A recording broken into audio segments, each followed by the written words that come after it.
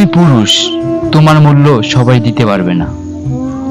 তুমি পুরুষ, তোমার মূল্যটা সবাই বুঝে না। পুরুষের মূল্যটা কোথায় এটা সবাই কিন্তু বুঝে না। তুমি পুরুষ, তোমার মূল্যটা মানুষ তখনই বুঝবে যখন তুমি টাকা ইনকাম করতে পারবে।